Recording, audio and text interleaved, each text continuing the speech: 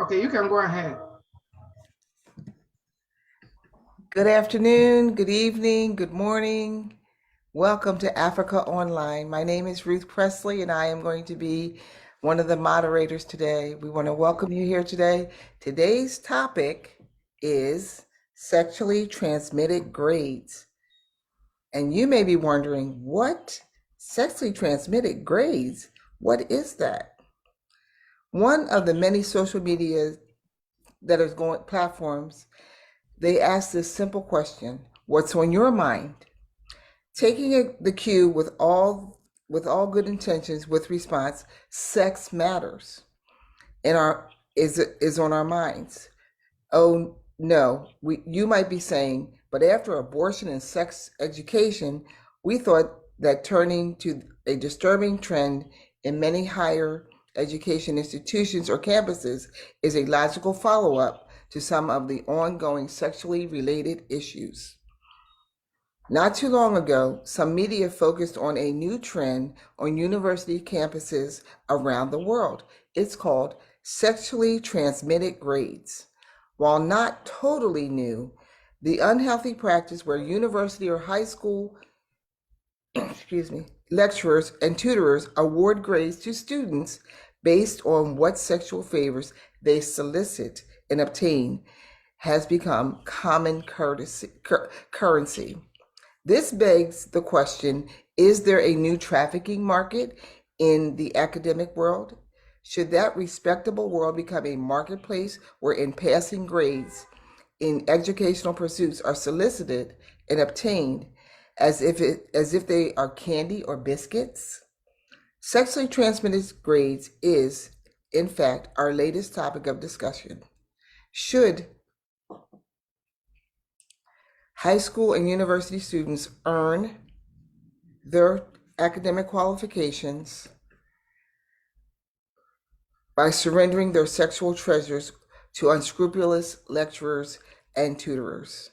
Sexually transmitted grades should be denounced in the strongest terms and be banished from educational institutions and campuses. It is not just another social issue that has become so real and so pervasive, it is worrying. Academic qualifications ought to be duly earned. Join Africa. Thank you for joining us on Africaonline today. And if you're on our Facebook page and would like to be a part of this hot topic, please join us by coming via Zoom 514-199-854. Again, the Zoom number is 514-199-854. Please join us. I'm going to turn the program over to our chair, Africa Brain Bank, Reverend Pam. Thank you so much. I'm actually here live on Africaonline Media Corporation. Thank you, Sister Ruth, for filling in. Both of our anchors are not able to make it, so Sister Ruth, Sister Deborah, but Ronald and myself, we're going to make it happen, because in 6.5 years, we have never, canceled the show. Never in 6.5 years, no matter what is happening, including during the Texas blast, where there was no light, no power, and no Wi-Fi. We still had the show. So thank you so much, Sister Ruth, for filling in last minute. Hopefully our anchors will join us next Sunday. Ambassador Lisa, you have been missed. I know you needed 3 weeks off this month. That's a lot of off time. Ambassador Lisa, don't do that to us anymore. Thank God there are 5 years. Sister Ruth said, don't. Thank God there are 5 Sundays this month. Ania song, you rarely take a day off. So you'll be missed. Nobody, I know you wanted us to read your editorial, but nobody can read it better than you. So anyway, Brother Rona, you're welcome. Sister Deborah, Sister Ruth, on behalf of Africaonline Media Corporation, I want to welcome all our viewers who are watching on Facebook and those who watch on YouTube. And later on, yes, this topic is a hot topic, and it's something. Sexually transmitted grades does not only happen on the continent, it happens around the globe, and so we want you to zoom in with ID 514-199-854 and weigh in. Let us know what you know about it, if you've been a victim of it or also. And there are some instructors who are also victims because the students try to come onto them. You know, it's not just the instructors that are the perpetrators. Sometimes there are students who are the perpetrators. So, Sister Deborah, have you ever heard about sexually transmitted grades? Not necessarily labeled that way, but either students who sleep with professors, and this goes both ways, whether it's a male student with a female professor or a female student with a male professor. It could be the professor being the instructor being the perpetrator. It could be the student being the perpetrator. Maybe they call it here sex for grades or whatever they call it. I don't know what it's called on this side of the Atlantic, but I know on the continent, well, I never heard of it growing up. I heard about it from one of the anchors on this show 6.5 years ago. But I mean, I'm talking about the phraseology, sexually transmitted grades, you know, but we know that students do sleep with instructors, or instructors do sleep with students and promise them better grades. So Sister Deborah, I would like to hear what you have to say about this topic. Well, I had never heard of it from that perspective about sleeping for grades, though I know that it goes on. I don't think it's right on either half, whether it's the students approaching the professors or vice versa. It's not right because you're not learning what you need to learn. For instance, if it's a doctor or a student who's from the medical school and they're sleeping for grades and they come out with this grand certificate or license and don't know diddly squat, we're in trouble. Yes. So no, I don't agree with it at all. Awesome. Brother Ronald. Yes, I'm aware that there are students and professors who negotiate grades through sex, but I am not aware of it happening at my school, as a school I go to right now. But I did see it on television programs and heard it talk about on interviews and documentaries. But I believe it's wrong, and I agree with Sister Deborah. What good is it? You get the grade, but you don't know what you're doing when you go out into the professional world, be it corporate, medical doctor, or education. Mm-hmm. It's crazy. It's crazy. But I know that there are students that probably do it, and there are professors that will probably acquiesce to the students and give them good grades for sexual favors. But I don't agree with it. It doesn't make sense. And in the long run, it doesn't help out for our economy or our educational system. Thank you, Brother Rana. Before we go to, back to Sister Ruth, you know, when Sister Deborah used that example of a doctor, I mean, when you see certain malpractice, you know, cases, you wonder how this person made it through medical school. It's amazing. I mean, I was just going, somebody sent me something on WhatsApp. It's a testimony. A lady, I mean, it had some gruesome pictures. This happened in Africa, in Nigeria specifically. This lady had a C-section and the doctor did a ridiculous job. I mean, it was so gruesome. I mean, her organs were hanging out. She lost so much weight. She was bones. If you watch it, you will cry.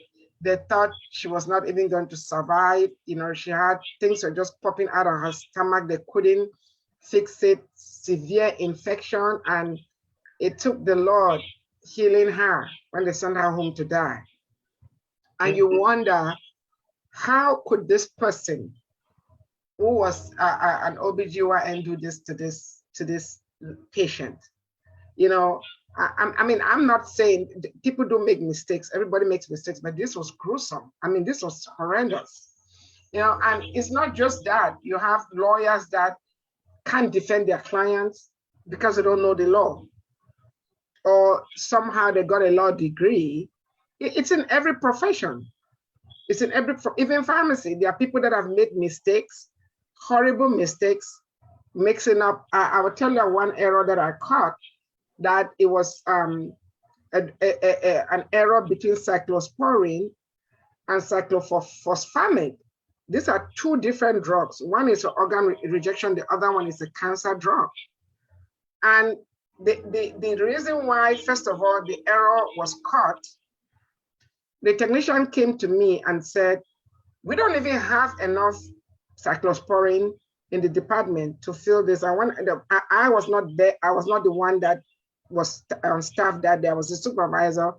And I looked at it. I said, there's no way a doctor will order this much cyclosporine. So when I went and I pulled up the script on the computer, I realized that the pharmacist that entered it typed the wrong drug. This would have killed that baby immediately. So those mistakes happen. It doesn't mean this person cheated their way through school, but they made a mistake. So we're not saying every mistake is somebody who cheated their way through school. And in some African countries, they put people in charge, like they will put somebody who is an accountant in charge of health ministry. How does that work? Because of nepotism, because either the president is friends with them or relatives, you are putting somebody in charge of the Ministry of Health who doesn't know jack about health. Doesn't make sense. Or putting somebody in charge of the court systems who don't know jack about the law. So the sexually transmitted grades is just a shame that people would even do that, because it doesn't matter what industry sector you are in, you are jeopardizing somebody's future. Mm-hmm. Can you imagine a teacher teaching a subject who has no clue on that subject? Can you imagine? Or let's say a teacher teaching math and they don't know math. Yeah. So Sister Ruth, let's hear from you.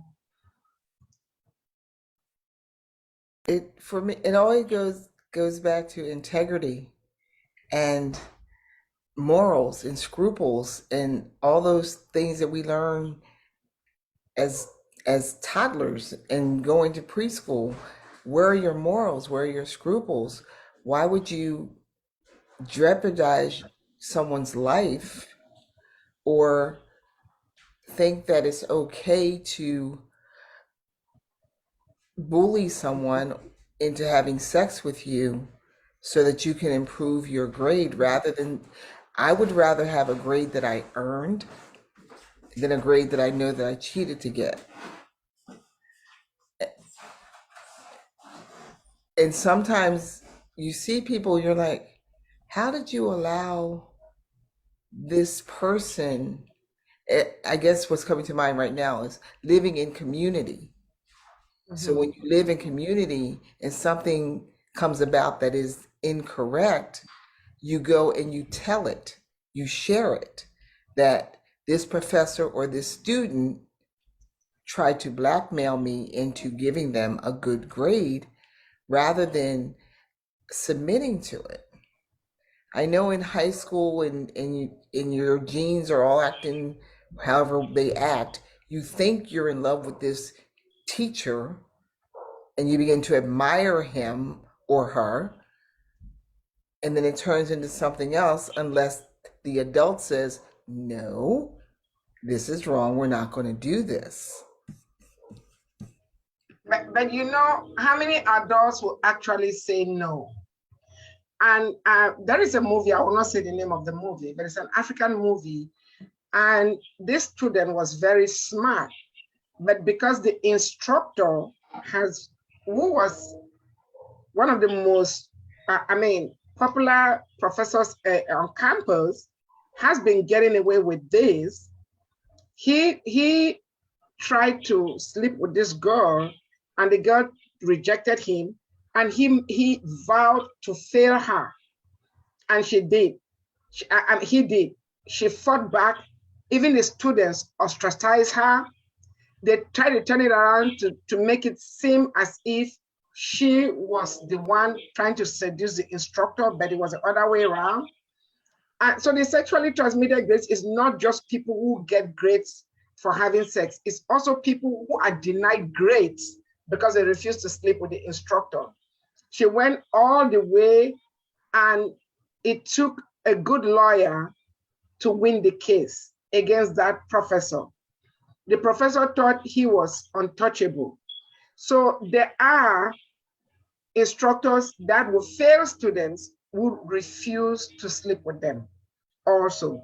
And there are students who would succumb because they don't want to be their education to be hindered.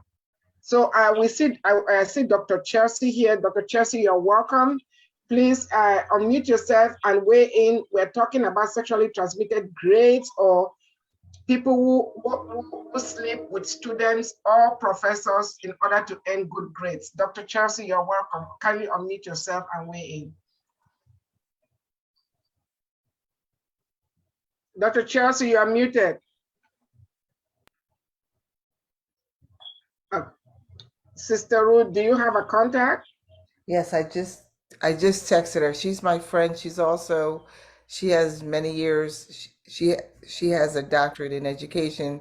She's taught at every level of so we definitely need to hear from her. Please, Dr. Chelsea, we need to hear from you. This topic touches your industry sector. Oh, there she goes. There she Hello. is. Hi. Hello, friend. how are you? Wonderful. Love the smile and the hairdo. Oh, thank you. So did you hear the question? We are talking about sexually transmitted grades or sex for grades or no grades without sex. I don't know what they call it in this part of the world, but you are in education.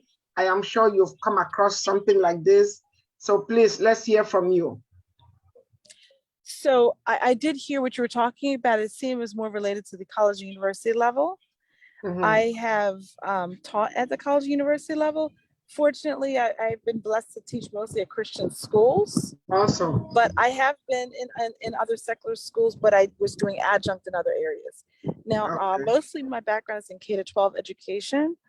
Mm-hmm. And there have been instances where I have known or found out that there were individuals who were pressuring students into sexual or emotional relationships. And oftentimes you don't really fully know for sure, but usually those things are found out, and it could be months, years later, unfortunately, when there's grounded proof.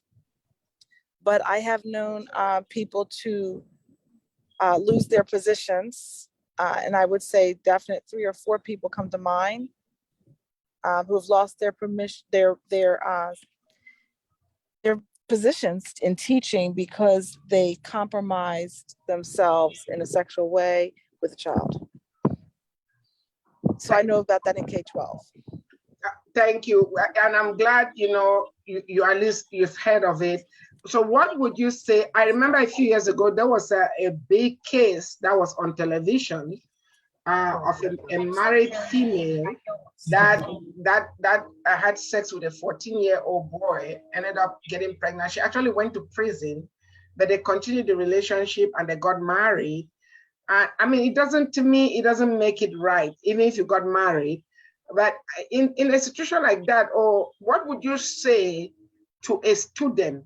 I don't care if it's kindergarten or middle school or high school or college or postgraduate, who is facing that kind of challenge.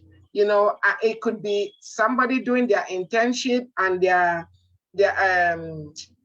preceptor asking for those kind of things in exchange for an evaluation. It doesn't matter what level. What would you say to the students, and what would you say to the either instructor or the preceptor, somebody in a position of authority to basically change the trajectory of that student's life?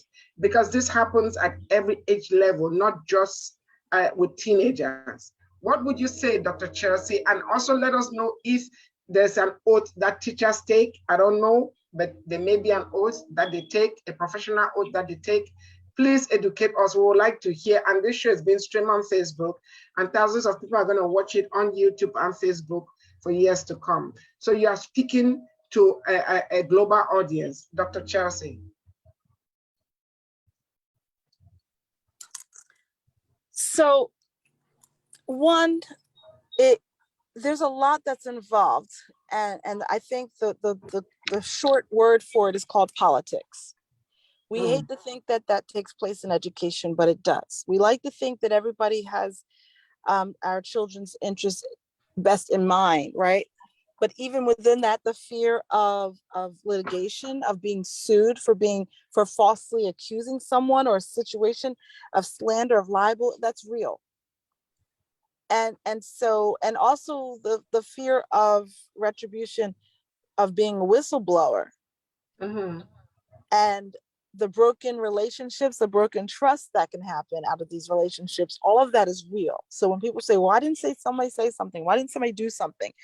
Because there's a lot of fears on so many different levels that I don't even think even intellectuals, they don't even process the level of fear of what they're anticipating or not knowing what's going to happen, personally, and also to the culture of the school. So you asked first, what would you say to the student? That's a very challenging situation. I think we're just starting to talk about these situations really post Sandusky with Penn State over the past 5 to 7 years. And before that, you just knew of something, you heard about something, or it was a legend or something that was just kind of gossip, right? So when I was in college, I worked with someone who was quite young, and I imagined her to be just a few years ahead of me. And I said, I said, so you went to school with me, and I'm working with her outside of the college campus. And she says, oh, well, I did attend there, but I never finished. And I said, oh, okay, but it's not abnormal. She said, well, instead I got married and we had a family, and my child is now in the daycare center here. Well, the person she married was the music professor. Oh my God. So the music professor, I said, oh, was this the first time? She says, well, no, he was married, but they're now divorced, and he does have children, but now we're married. Wow. So at the time, when you're 20 years old, anybody 30 seems old. Yes. He was about 50. So I looked at her like, you're married to your grandfather almost. But again, you don't think about the larger picture of what could have happened behind. And when I spoke with other people, said, oh yeah, I said, oh. And I didn't know what those O's meant when I was, 18 years old, 19 years old. But essentially, this was a college student who the professor was her professor. Somehow they became what people call entangled. There was entanglement in the relationship. She got pregnant, he got divorced, they got married, and now they're raising this child, and I have this little child in my daycare class. Wow. As I'm an assistant. And so she never finished her degree, but she said she's quite happy now. She's married, has a nice life, and for some reason she felt the need to tell me that.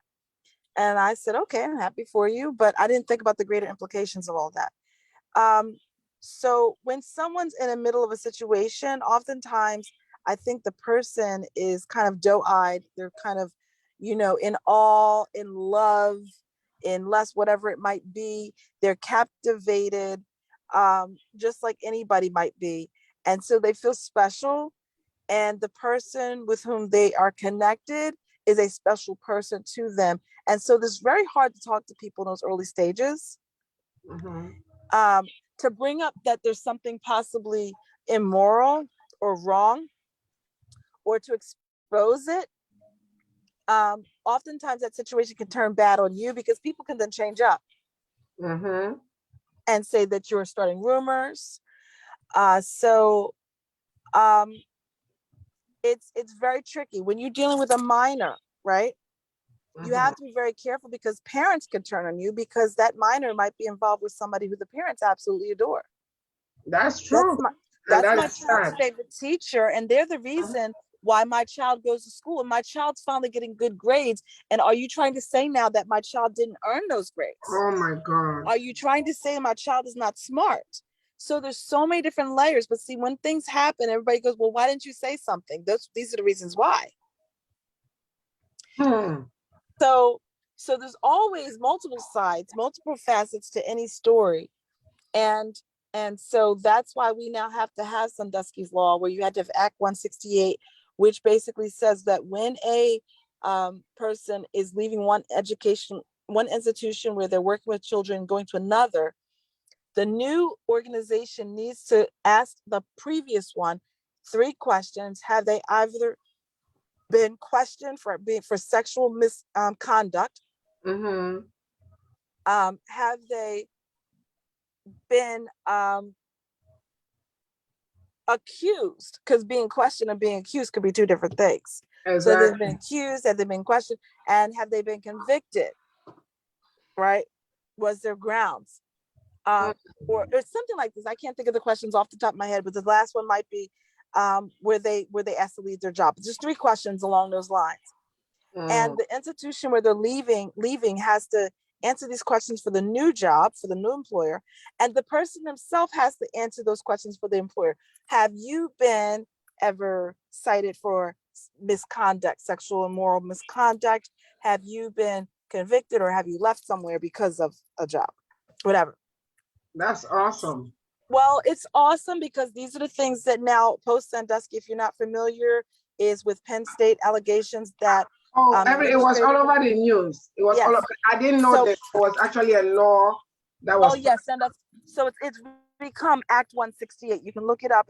I did HR for a couple of years, and so I had to process these people working with this. So basically, that's what that is.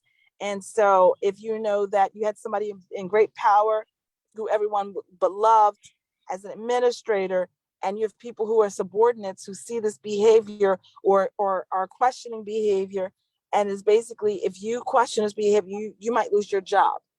You might get fired. You might lose your scholarship. Exactly.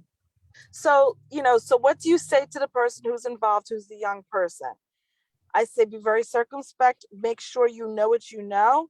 And oftentimes you cannot necessarily talk to that person. Depending on the age, you can ask questions to find out how close they are and what their relationship is with the person, their connection. But you might have to ask a higher up or ask a colleague and say, hey, I sometimes see this person with this person often, or I see this person with several students. I had a teacher in high school. I wasn't one of them, but he used to have movie night at his house. And it was certain students that were always invited to movie night. I don't know what that was about, but I can tell you they were definitely not doing homework. Well, they weren't doing homework. And he has different movies. He used to like the black and white Westerns, but I'm just saying that there's certain ways that it's hard to tell who has crossed the line and how far. Without proof, you can be sued. Exactly. And so to the person, you find out, are they in a relationship that's compromised? If not, you might want to find out what is the character of this person by other people. How are they perceived by colleagues? And then finding out, are there other ways that you find the person being uncomfortable? Because when you find as a student who might be uncomfortable, then it's usually not until the student becomes uncomfortable for some reason or another that it really becomes exposed. If the student is comfortable, that's a hard thing to break because it's a stronghold there. Go ahead. Talking to the teacher or talking to administrator, talking to a person of power or authority, that's even harder, because the minute they realize that somebody's onto them, they switch up what they're doing. They change their behavior patterns. And if they're so bold as to continue those behavior patterns, they feel as if you have no power over them, right? And so that can be very unempowering. I will say I had a person who I saw him interacting with a young teacher, and I said, I said, you guys are pretty close. And I said, you're always in the room. And he says, oh, don't you worry about us. We're good. We're good. Well, about the next year, I left that job. And the next year, apparently he and the teacher were asked to leave. She had just gotten married and he was a new father of twins. And the new principal came in on the room on both of them. And I guess whatever was going on, he decided that what you're doing right now is against moral code. And these were two adult teachers. And both of them were asked to resign. So they were not fired. And oftentimes you'll find people are not fired for moral indiscretions. They're often challenged and they resign before they're retired, and they go before they are fired, and they go somewhere else to work, and they always get another job. Oh my God. So that's why it's hard to track this. Well, thank you, Dr. Chelsea. Take a sip of water. We have some other questions for you. Let's hear from Sister Deborah, Brother Ronald, and then I'll hand over to Sister Rose. A lot of what she says, I find to be true, in things that I've heard and things that I've seen. And like she said, it is hard to make an accusation without proof, because it can backfire on you. And then, like she said too, a lot of the students and vice versa don't say anything because they're fear of retribution or what may or may not happen. And it depends on how bad they want what they want.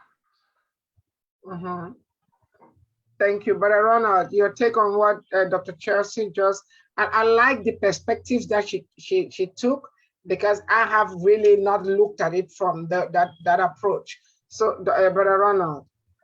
Yes, I understand what Dr. Chelsea is talking about as far as student-teacher relationships that may be immoral, or either teacher-to-teacher relationships that may be immoral. Meaning that sometimes the people involved in those relationships don't see it as being wrong, as something like they are attracted to each other or admire each other, but it kind of like transgress the codes of a student-teacher relationship, meaning that they are there to be learned and taught, not to have a sexual or love relationship with each other. It's not like it was probably back in ancient times between the ancient Greeks, where the student and the teacher were lovers. It's now in modern times where we are there to learn a profession, to learn education, and to do well. And then after graduating from school, then we get into a job and build a career. If it's compromised, whereas you are getting grades for sexual favors instead of what you're learning, then you're not contributing to society or the economy as a whole. So it's wrong, and I believe that people transgress those situations because they're in love. They don't know that they're doing wrong. But then again, once they're found out, then punishment is exacted to them, and they either have to resign or have to forfeit their grades. Thank you, Brother Ronald. Before Sister Ruth take over, is it love or infatuation? So a lot of the times, these students don't even know what love means. And Dr. Chelsea, when you do come back, I would also like to know if there's some kind of codes that teachers are supposed to take, a professional oath or a code of conduct for teachers. Is there ever a time when it's appropriate for an instructor or a professor to have a relationship with one of their pupils or students? So Sister Ruth, over to you, and then we'll let Dr. Chelsea weigh in on those two questions. Okay. As everyone was talking about this topic, which is, it is horrific that we live in such a world where moral codes are easily crossed, the moral lines are easily crossed. Another thought came to mind is sometimes that student or that person feels ashamed. Yes. Their shame keeps their mouth shut. And you think, well, it's something I did. I must have did something to this adult. I'm speaking of children. I did something to this adult that they think that this is okay. So I can't tell the teacher or my mom or my dad or anyone in my community because this is my fault. And coming out of that type of thing is very hard. I don't know how many times I've heard people say, well, I thought it was my fault. The adult said, well, this is okay. It's okay to do this. And it's not okay. And loving them back into being a person that loves themselves. Exactly. It's a very I'm gonna use the word tender. It's a very tender thing to go through these steps of let's figure this out together. And we live in a world where having sex is like, well, it's no big deal. It's transactional. It's transactional. Oh, it's no big deal. And one day I'm here and the next day I'm with this, and it's no big deal. The moral code has to be raised. And my buddy Deborah Wilburn has her hand raised. So, Pastor Wilburn. I just wanted to say that also it can sometimes be fear because they may have been threatened. If you tell anybody, I'll do this, that, or the other to you and your family, or so forth and so on. So sometimes it's out of pure fear of the retribution of them actually doing what they say they're going to do. That's true. So I've taught my little ones, if someone tells you that, say, I'm not going to tell, and then come and tell me. That's true. That is true. Yeah. I won't tell. I promise. I promise. Yeah. So that is a good advice. Tell them, yeah, I'm not gonna tell, and then tell. You know, yeah, because if you threaten that you're gonna tell, they could actually hurt you or your parents. But if you tell them, oh, I won't tell, it's our secret, and then you go tell. And this is where the role of parents come in.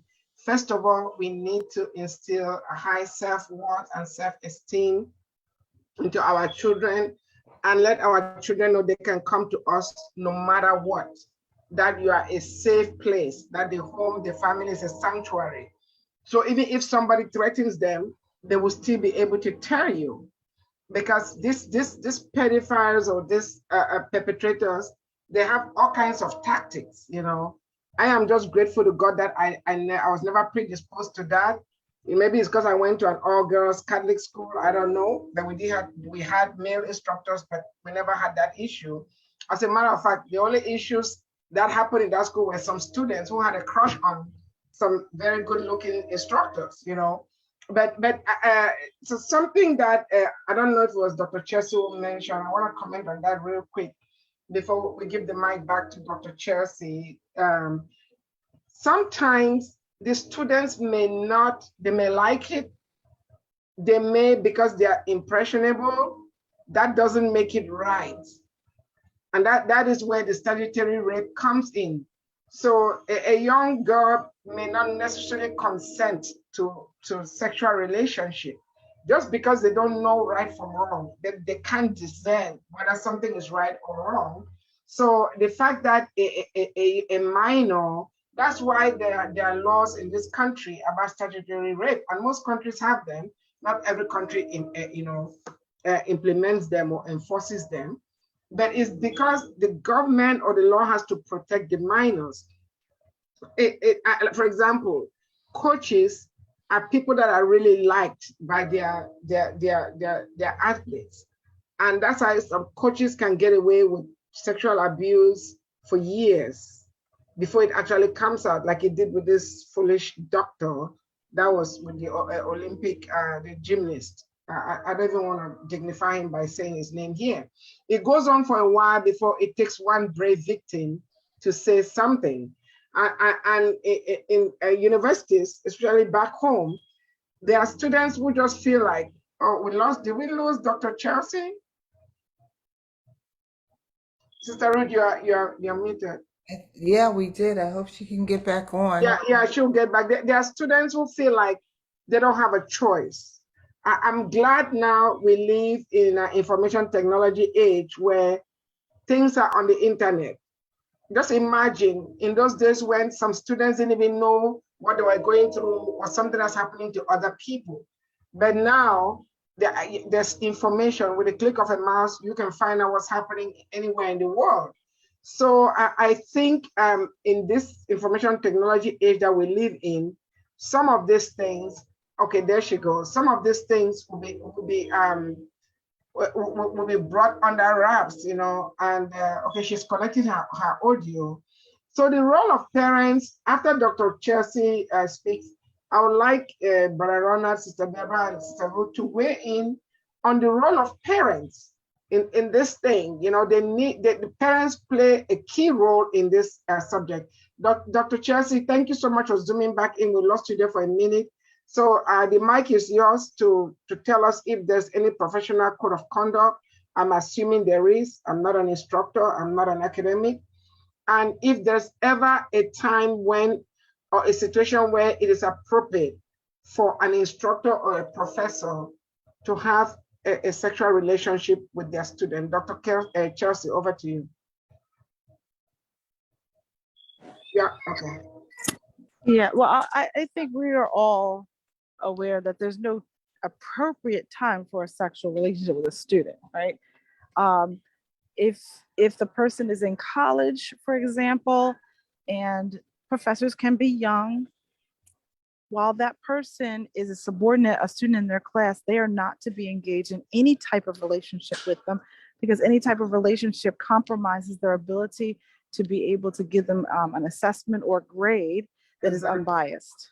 Yes. Now, if that person is no longer in their class, right, then that person now is no longer under, what do they say, distress. Mm-hmm. So if they, as a consenting adult over 18, decide to enter into that relationship, then at that point, that would be permissible. Parents' role, that's very challenging because, again, parents need to know that something's going on. They need to be aware. Mm-hmm. Oftentimes young people are caught in something and they're scared to say something. And so parents don't know that there's a problem. They think their child's depressed. They think the kid just doesn't like the teacher. They think the child is moody or they're just going through puberty. So it's hard to really know what's happening. And to be able to distinguish that from the fact that the child is really being traumatized. Mm-hmm. And so what you see is a response to that. So, and with that later comes the parent traumatization because they feel guilty that they should have known or should have been able to pick up on things, but nobody can pick up these things. That's why they're called sneaky things. And so it really just has to be us educating ourselves. And when we educate ourselves, the children and the parents, that these things are possible, that these things can happen because we are but flesh. And that as much as we would like to think that our educators are held up to the highest standards in terms of being public servants, which they are, there are codes of conduct that go back to 1949. They have not changed. Okay. So parents have to really educate themselves and talk to their children about these things, even when it's uncomfortable, before they think that they're entering into any of these situations. That's how you have to kind of start to address it. I will say that in terms of the shame, I am dealing with a family right now where the child, it just came to light as she came through puberty, what was happening to her when she was 8. So now she's 16. And when she was 8, her third grade teacher used to make the kids get up in line one after the other and do back rubs. And they all got the privilege of doing a little shoulder rub. And some kids, they were identified to touch different parts of her body. Mm-hmm. And it was like a game. And apparently it wasn't just a one-time game. It happened a couple times during the year, and it happened over a couple of years. But nobody really wanted to expose or say something was wrong. And because everybody in the class was doing it, it must not be wrong. Mm. so she felt a lot of shame, didn't know what to say, felt uncomfortable, didn't, had a breakdown. And basically what her body did was she shut down on the inside. So this child no longer had any control over her emotions. She shut down for 3 years, maybe 4 years. She shut down until something sparked something in her and said that what happened to me was wrong then. Wow. And now she's just getting counseling, and now she's coming out of almost year 2 of counseling and able to start to deal with things. But when she came out of it, her body went through traumatic responses. So we know things are wrong. We don't always know how to articulate it, how to address it, how to approach it. And so people go in different ways. And now the mom's going through counseling because like my daughter was just messed up because of something that happened 5 years ago that I should have known about. Good. So it's hard. It's hard. But we have to deal with it. We have to be willing to say it happens. We can't just push it under the rug. Thank you so much, Dr. Chelsea. It is, when next you get the mic, let's let these perpetrators know they cannot damage, because what you just described, it's not only 4 years of that child's life that was stolen, because now she's in year 2 of counseling. It really damages a child, and some victims end up getting into prostitution because of this kind of abuse, and now the mother is feeling guilty that she should have known.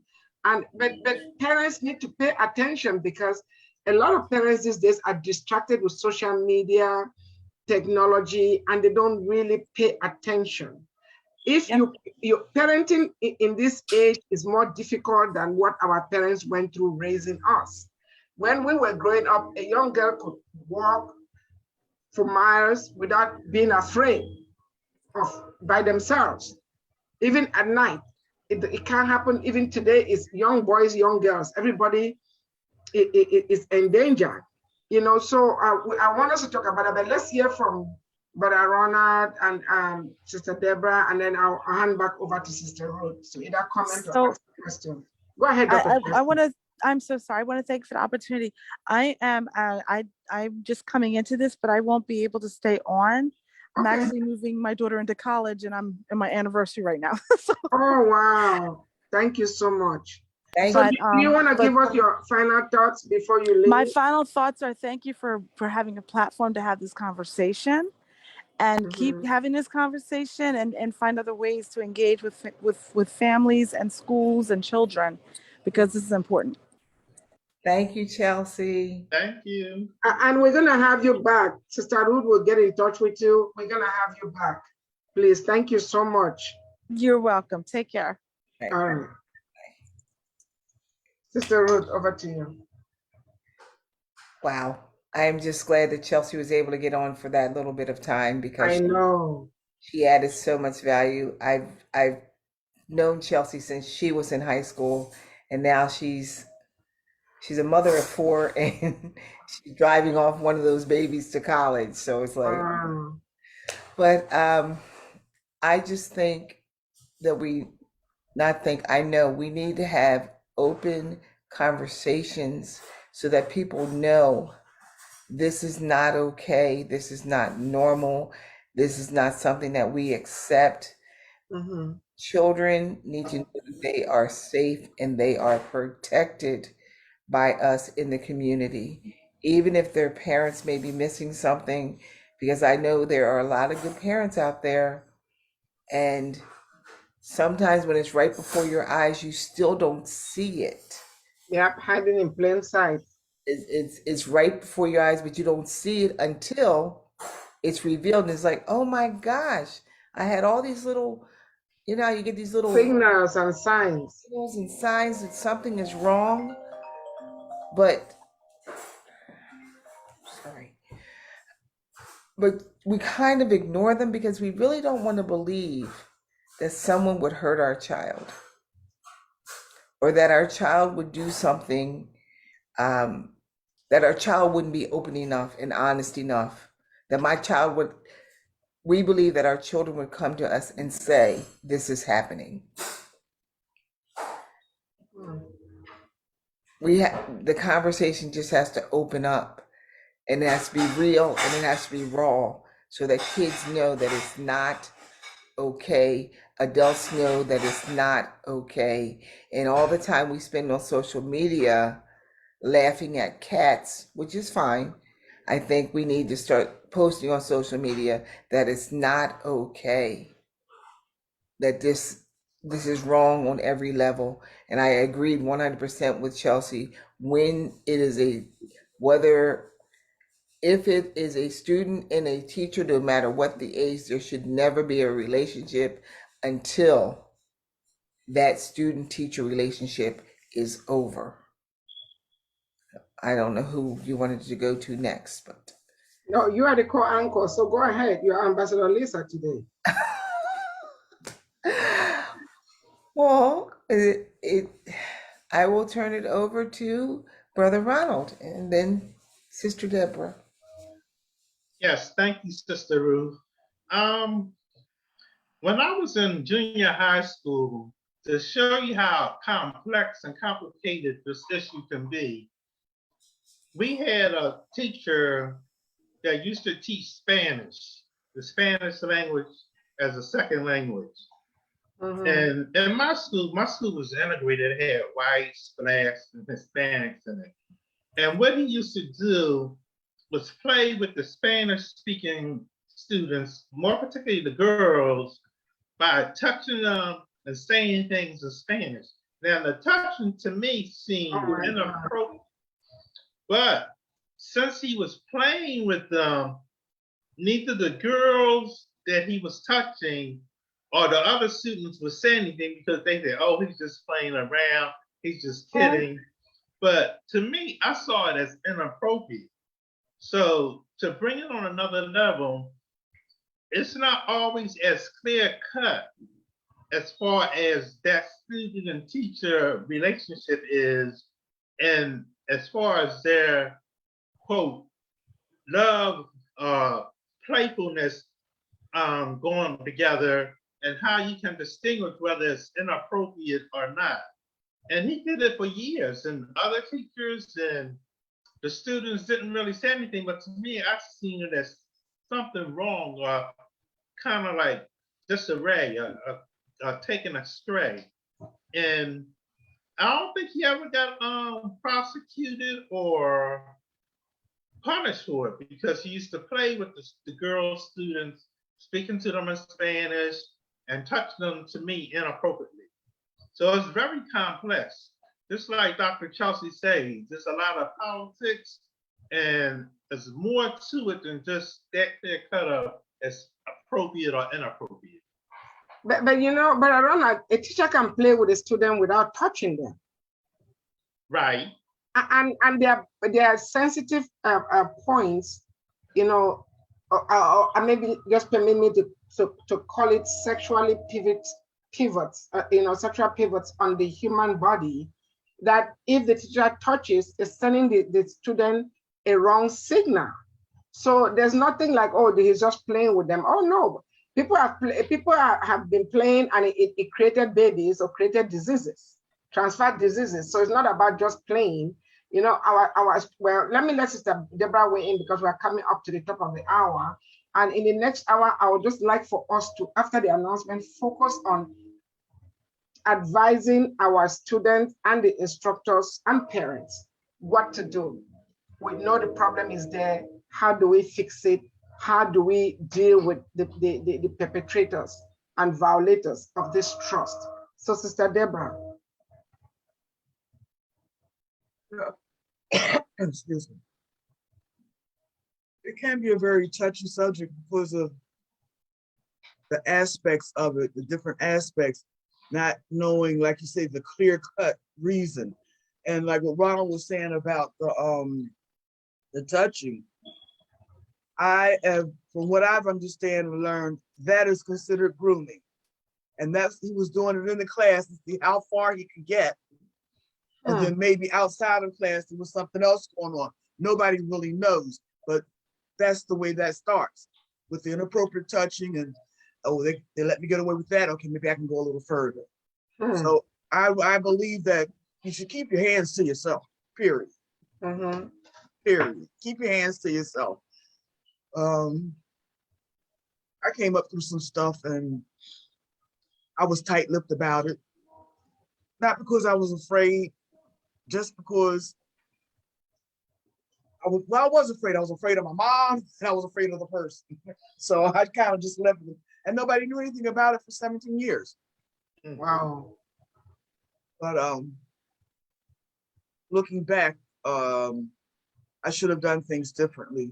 What I've also learned is that even if you're telling your children, come to me, talk to me, tell me about it, whatever, they may not.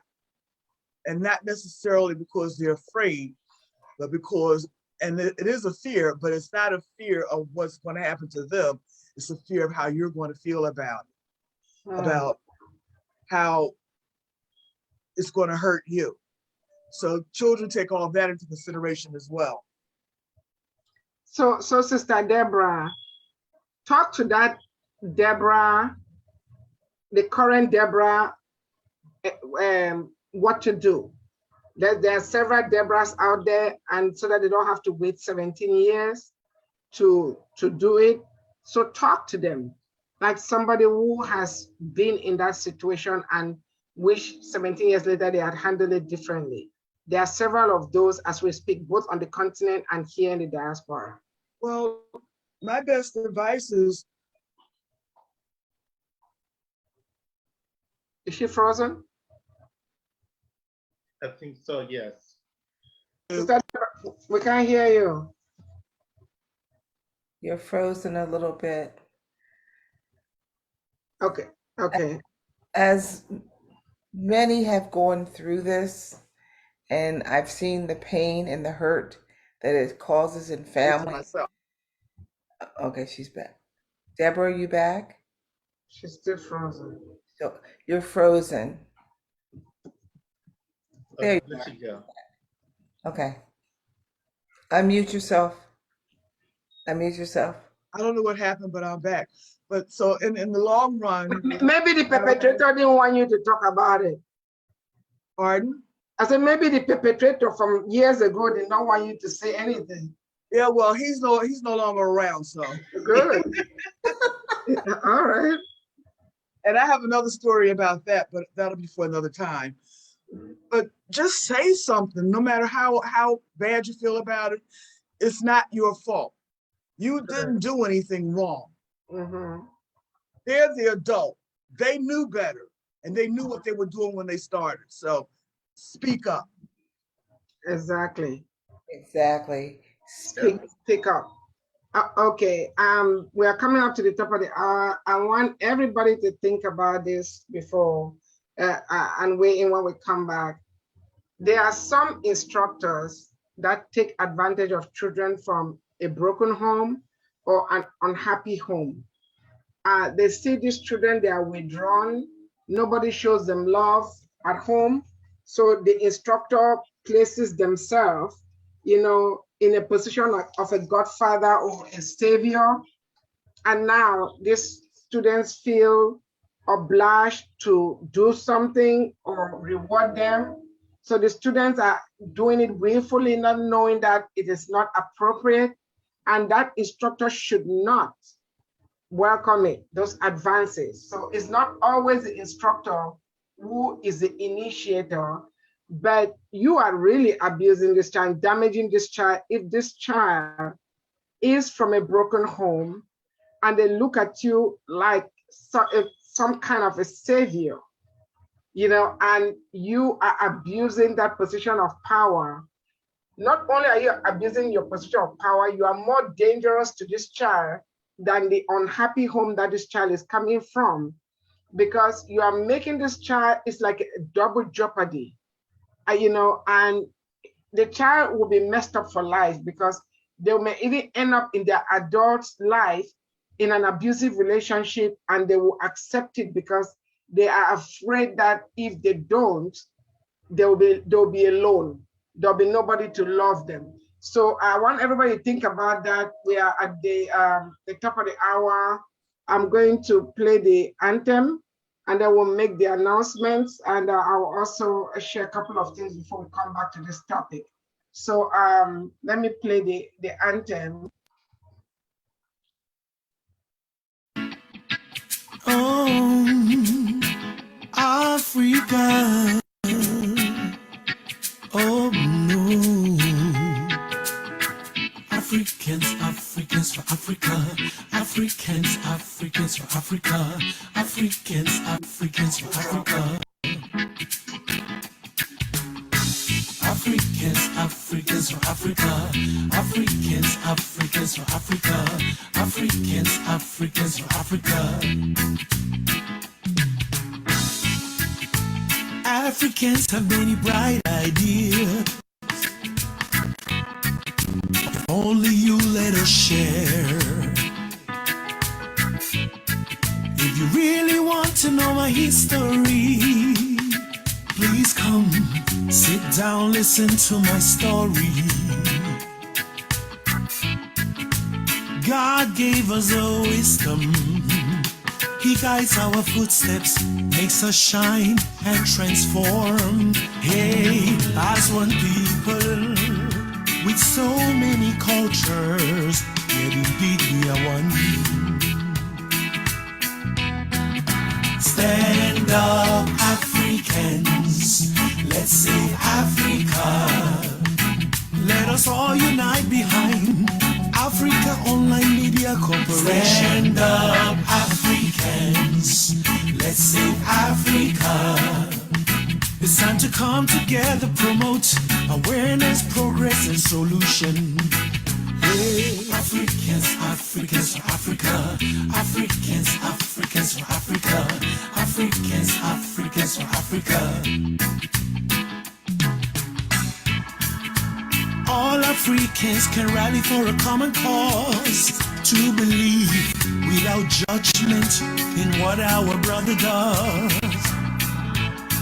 to identify and resolve our challenges, to allow each other's ideas without regard to standards. As one people with so many cultures, yes indeed we are one. Stand up, Africans, for Africa.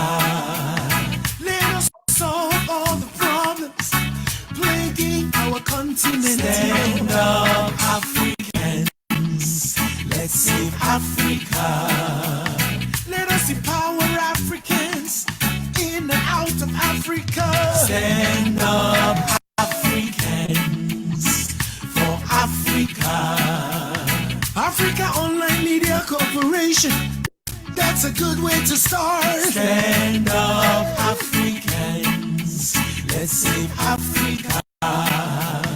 They have all the resources we need to benefit our society. Oh.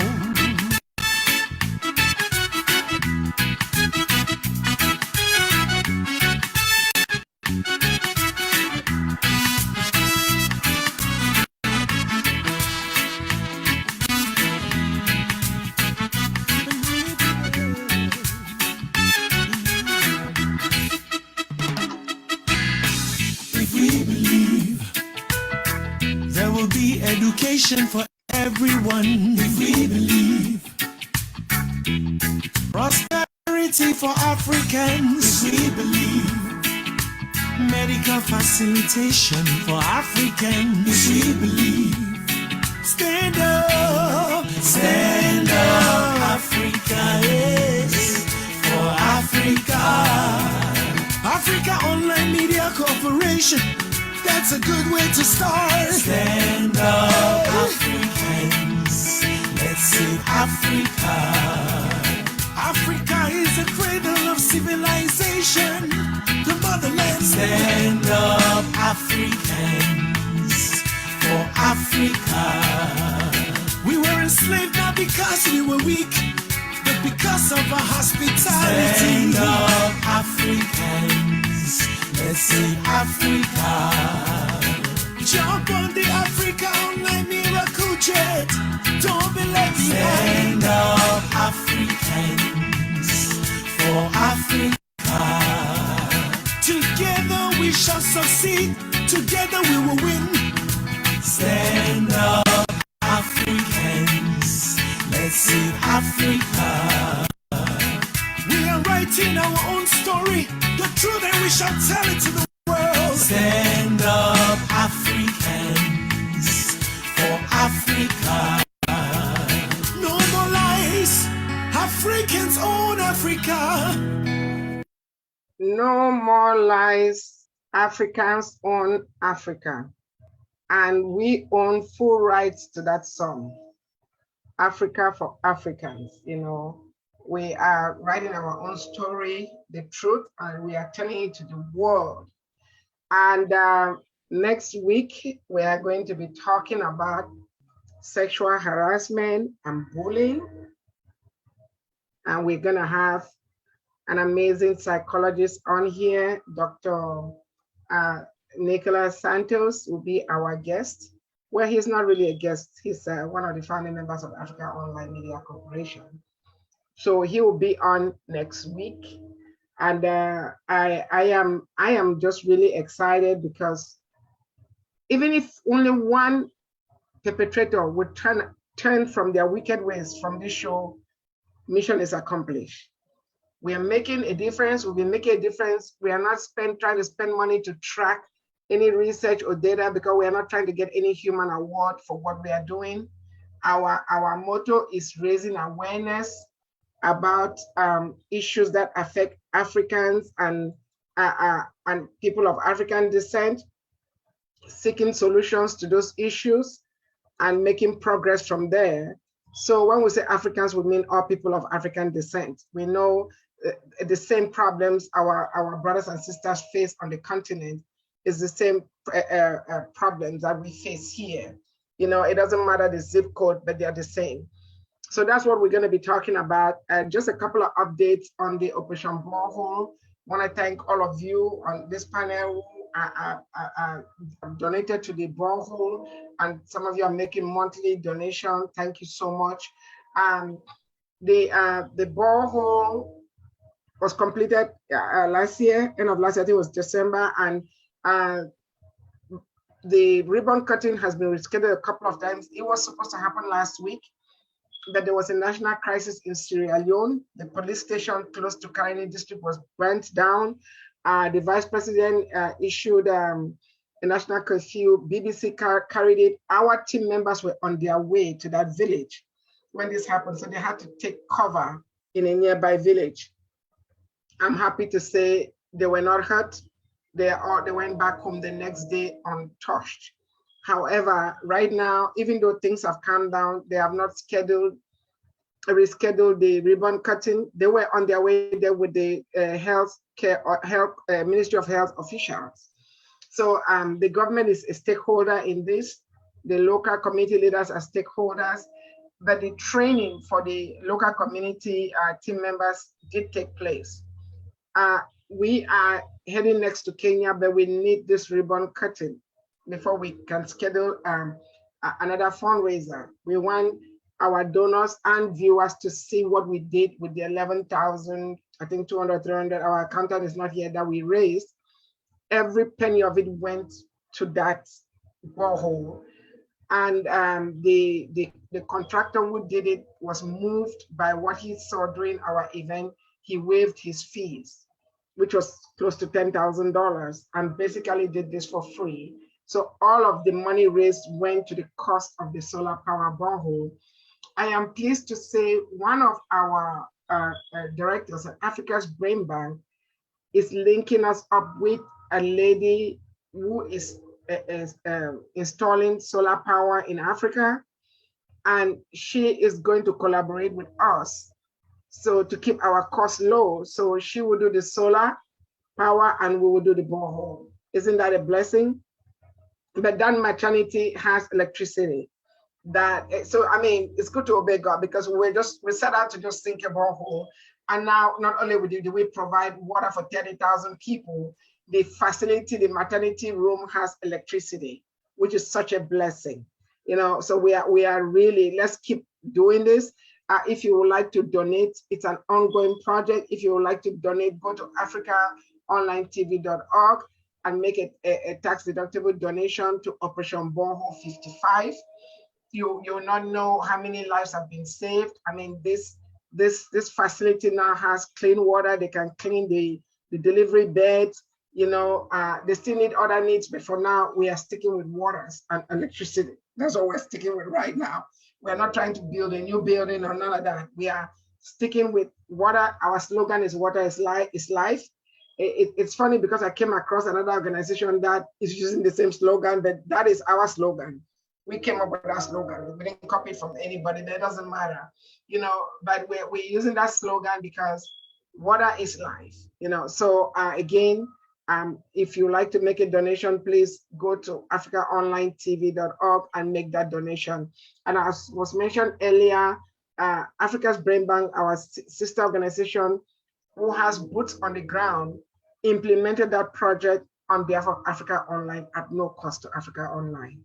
So we are very, very grateful and we are excited about it. Now, I want to share a screen of an event that is coming up in less than 2 months. So, you guys let me know if you see my screen. Yes. Okay, so this flyer is not exhaustive. We have 14 speakers, so all of them are not on here yet. But it says Africa's Brain Bank 3rd Annual Summit and Charity Ball. Richard Mofe-Damijo is the most popular African actor. He's been dubbed Africa's gift to the world. He is a great human being. I actually spoke with him today. I've spoken with him a few times. He is so humble, so down to earth, it's unbelievable. For such an icon to be that way, it's incredible. He makes time to talk to anybody that wants to talk to him. He is not one of those celebrities who are excited about being famous. He's not. He's a human being, very down to earth, very simple and humble. He's a journalist, he's an attorney, and he's the best African actor. So he is not at this event because he's an actor. He's at this event because he's a great human being. He has a lot of brain power to share with our people. And we have Mickey, William Mickey Stevenson, we call him Brother Mickey. I call him Brother Mickey, just like I call RMD Brother Richard, because they're my brothers. Brother Mickey is Motown's first A&R man. As a guy that gave the world Stevie Wonder, Motown's Berry Gordy's right-hand man. He's 85 years old and he's on fire. Brother Mickey has actually composed a song for this year's event, which is gonna be amazing. I've listened to him. He will be there. We have Dr. Angelique Tucker, Alisa Akogni, comedian Shay Brown. He's hilarious. He's gonna make us laugh. He's also gonna be the MC. You can catch him on Netflix, Then the keynote speaker is Honorable Johnny Ford. He's the guy that is the founder of the World Conference of Mayors, former mayor of Tuskegee, will be a keynote speaker. We have Dor Avant, founder and CEO of Aquagenuity. She has the largest database for water. She's a data scientist and also a Harvard graduate. And then we have Brother Douglas Eze, the chairman and CEO of Lago Financial. You can see there's some videos circulating on social media about African millionaires in the US. He's the first person that was discussed in that video. Yes, our sponsorship package, we're also gonna have live music by DJ Skipper, who's called Goldfinger. It's gonna be amazing. So yes, we are going to raise funds. There'll also be awards, but we're also going to dance. We are going to party, till the next day. And then Brother Ronald is laughing at me. On Sunday, we have a billionaire breakfast brunch for our sponsors. You wanna be part of that brunch, you need to become a sponsor. These are the sponsorship levels. Don't look at the amount you can get if get brand sponsor. All you have to do is come up with $250 and get 9 of your friends to give you $250 and you get a bronze package because it comes with 10 seats on your table. The tickets are on africasbrainbank.org. There will be no ticket sales at the gates. No ticket sales at the gate. Please share this event. It's going to be at the Atlanta Airport Marriott. It starts at 8 o'clock on Saturday morning. We're going to have an academic symposium, and we're going to have a bunch of students from HBCUs in Atlanta, Morehouse, Clark Atlanta. They will be there. We're not charging those students, but we need somebody to sponsor them because there will be breakfast shared also. The breakfast is not cheap. We're starting on time. We don't start our events late. The red carpet will start. There will be an elaborate red carpet from 5:30 to 6:50. And from 6:50, everybody will be in the ballroom, seated. The red carpet will shut down at 6:50. And we're going to start the summit exactly at 7 o'clock. From 8:30, there'll be dinner. Then we're going to have entertainment, fundraising. We're going to have guest speakers. Again, all the speakers are not on this flyer, but all the speakers have been confirmed. The admission is only $125 because at dinner, we are having a 3-course meal. There'll be fish, there'll be chicken, and there'll be beef. And this $125 only covers the cost of the meals. It doesn't cover the cost of the audiovisual, the photography, the video. The video is going to be a broadcast type video because it may end up in Netflix. It will end up on Netflix. So this is not a chicken feed event. Only the best is good enough for our people. So tell everybody about it. Even if you're not coming, you can sponsor somebody or buy a ticket. We also have ads, and next week or so, in a couple of weeks, we'll be sharing the ads. We have ads from $125 to $1,000, and to advertise your business card is just $125. You can't beat that. For an ad that will be on our website forever, and it's going to be in our event booklet. So $125 for your ad. It doesn't matter what part of the world you are in, you can advertise your business. We are expecting close to 400 people at this event. So tell somebody about it, and we hope to see you in Atlanta. So I'm going to stop that. And if anybody has any questions about the event, I'll be glad to answer. If not, we'll go back to our topic. Any questions about the event? I have a question, Brother Pam. How long do you have to order a ticket online before the date that it's closed that you can't order a ticket? You have up until October the 7th, the day before the event. Okay, because I'm gonna order a ticket in September. However, I won't be able to attend. I want to sponsor someone. Can I do that online? Oh yes, you can. Thank you so much. You can also go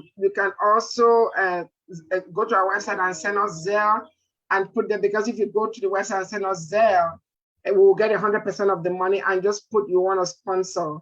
So your name will appear on the list of people that sponsor the students. Again, we are expecting about 200 students, HBCU students, and we don't want to charge the students, but the meal is not free. The event is not free. So you can just send a Zelle and put there to sponsor a student or sponsor someone. That would be awesome. Any other? Yeah, and please share the information. It's on our website with people that you know, with companies. We are a 501(c)(3) organization, so their donations are tax deductible. The students are our future, so we need them to know the truth. It's a life transforming event. Any other questions or comments?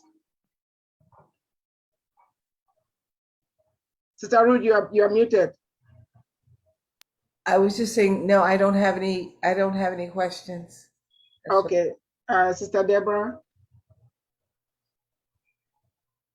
No, I don't have any questions either. Okay, so please just share the information with everybody that you know. Every person of African descent is a stakeholder at this event. It's our event, and it's your event. So Sister Ruth, I'm gonna hand back over to you. Let's continue. I think I had posed a question before we went on the break to you. So over to all of you. So Sister Ruth, over to you. We have 10 minutes. No, is it? Yeah, we have 10 minutes. All righty. Well, thank you, Reverend Pam. It's been so good to be here with everyone today. And I would ask you if you could repeat the question from before we went on break. Yeah, the question was, what is the role of the parents? What is the role of the parent? Mm-hmm. I will go to Pastor Deborah this time, and then Ronald. And then we'll have the round of the table. Exactly. The role of the parent is to educate their children in what not to do, what to do, and when to say something. And that is say it all the time. It's happening. Although telling the children and teaching them that sometimes they still don't say what they need to say when they need to say it for whatever reason, whether it's fear of retribution for themselves, their parents, or someone else. So it's just something that we have to continually iterate into our children to get them to understand it's okay, it's not your fault, talk. Brother Ronald? Yes, I agree with Sister Deborah. The role of the parent is to educate their children. And I also want to emphasize that the parents should be aware of what their children are doing. Try to get to know, I know you can't get into somebody's mind and know what they're thinking, but try to get to know them to the point where you can know how they're thinking and what they may be thinking about doing. Also, to let the children know that not all adults have their interests in good mind. That is good. Some adults just want to take advantage of the children because of their innocence and their naivety. But I also think that children should try to have enough respect for their parents to listen to their instructions about life in general. Thank you, Brother Ronald. Reverend Pam? Well, I just think we parents are completely responsible for raising our children. Proverbs 22:6 says, raise up a child the way they should go, and when they grow up, they will not depart from it. You instill in your child a high self-esteem, nothing can. I've said it on this show multiple times. My dad made me feel like I was God's gift to this world. Nobody can take that away from me. Nobody can discount it. I don't want to be like anybody else. I am very happy with who I am. I'm impressed with God's package, and what he put in me. I am so proud of God for the work he did on me. Like Sister Ruth says, tell your children if they threaten you, tell the person you won't say anything, but come and say something. So when you are having fun making those children were not there. They didn't choose you as a parent. You are responsible to keep them safe, to keep them happy, to keep them, just instill the right virtues and qualities in them. So you are responsible for protecting them, whether it's from a pedophile at school or at church or at a grocery store, anywhere. It's your responsibility until they become an adult. So the parents, I hold them 100% responsible. It's not the responsibility of the school. It's not the responsibility of the church. The school and the church can help. It's not the responsibility of the community. I'm going to borrow something that I heard from Sister Ruth. It said it takes a village to raise a child, but not a village of idiots.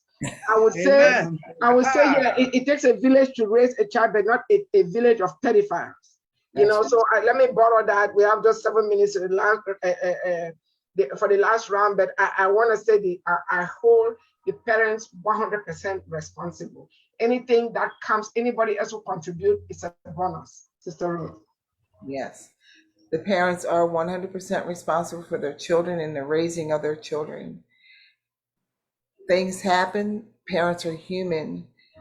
My words of encouragement to a parent is, don't get down in the mud and get guilty about it or feel shame about it. Step up to the plate and say, yes, we're going to correct this. Yes, mommy missed it, daddy missed it, whatever your role is as the parent. Apologize, we missed it. And take that responsibility we live in a world sometimes that, as Reverend Pam said, oh, well, they're in school. Oh, they're at church. That they're still your responsibility. The word of God says children are a gift from the Lord. And your children, your child is your gift. Your children are your gifts. And we have to take care of them and be on point. As we pray, as we say, as we talk to our children, as we become more aware of things, I tell parents, take their phones. Look at what they're doing. Exactly. Computers, look at what they're doing. See what's going on. Because things that are not normal, we're trying to make pretend they are. Time for everyone to step up and do what we need to do to protect our children from us, from other adults. And now we're going to take the round of the table, and I'm just going to go around again. Deborah Wilburn, Ronald. Okay.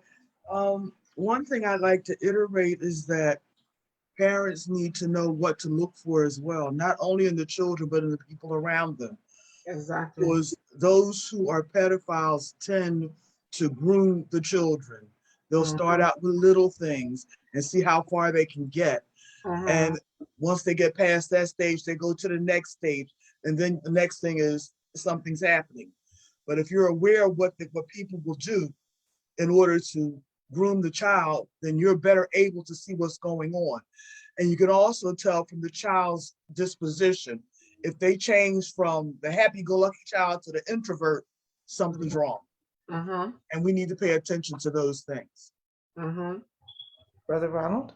Yes, I agree with Sister Wilburn, Reverend Payne, and also Sister Ruth. Parents need to be responsible for their children. They need to educate them, and they need to be aware of their surroundings and know their children to the point where they know where they're coming from, and they can tell whether or not something is going wrong or if the child is all right. Thank you.